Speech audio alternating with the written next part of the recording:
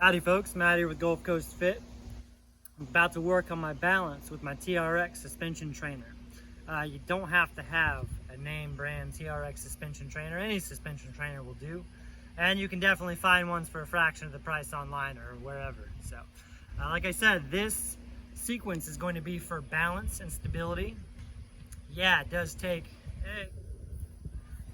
a good amount of strength to be able to execute these exercises. These are lower body based exercises, but there's lots of core stabilization involved.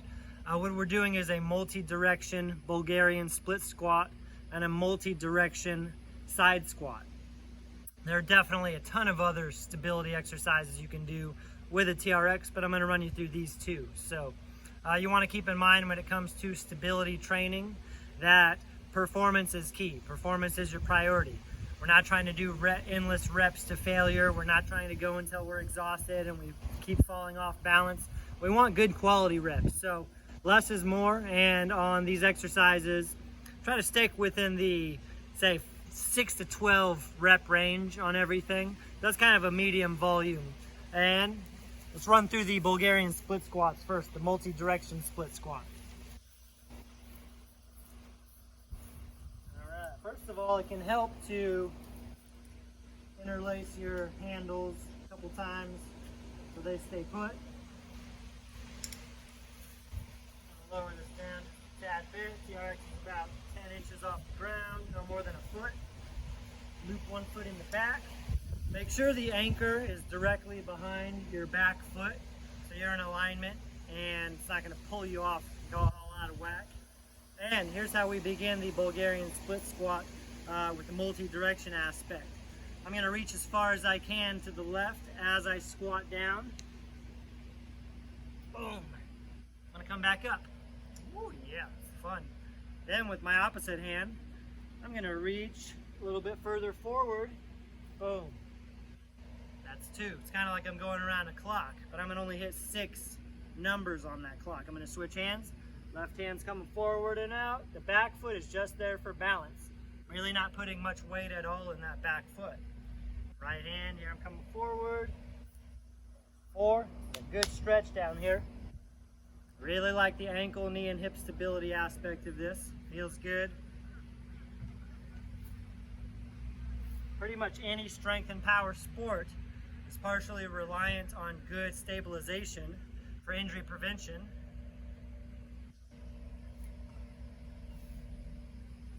I'm going to go and get one more. Now that was 6. I'm going to go ahead and stop there. That might have been 7, but I'm going to remember that I started from left to right. Next set, I'll start from right to left. Now that was the multi-direction Bulgarian split squat. Now for the same leg, I'm supersetting the left leg. Right foot's going back in. Now I'm doing the side squat, multi-direction side squat. Maybe it would help if I'm angled like this a little bit more. With a side squat, you squat on your anchored leg. Floating leg, again, just there for balance, very lightweight on it. And I'm going to go ahead and start in the opposite direction now. Reach as far as you can. Quick tap, take your time. It's not about speed and power. It's about control and stability. I like this with a big hip adductor stretch, big groin stretch. Feel that stretching in the gracilis, sartorius, adductor brevis, adductor longus. Spouting textbook stuff. 3. Coming across is tricky, and I like it. 4.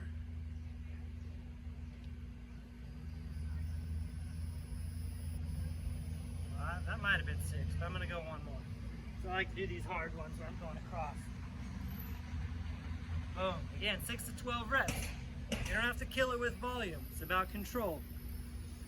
We go and switch legs now. So that was one set for the left leg where I did the split squats and the side squats, both for the left leg. Now my left leg's going behind me in the strap. And here we go. Ready to bust out the right side.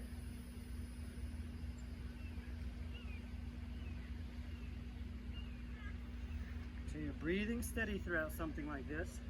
It's real easy to accidentally hold your breath, especially when you're focusing on control and stability.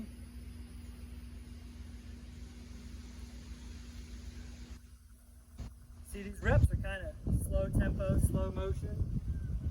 I personally inhale on the way down, and I exhale on the way up.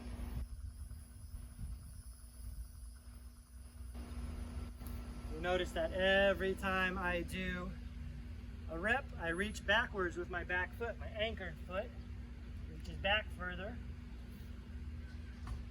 That is 6. I'm going to go and do 7 because I like this cross reach here. It's one of the more challenging ones. I'm going to go right into the side squat now, give you a different view.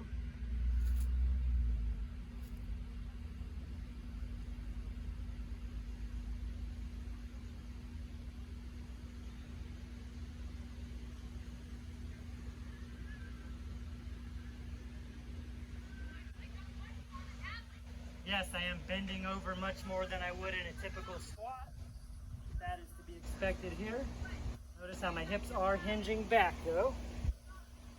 Still a squat. Still about hinging those hips.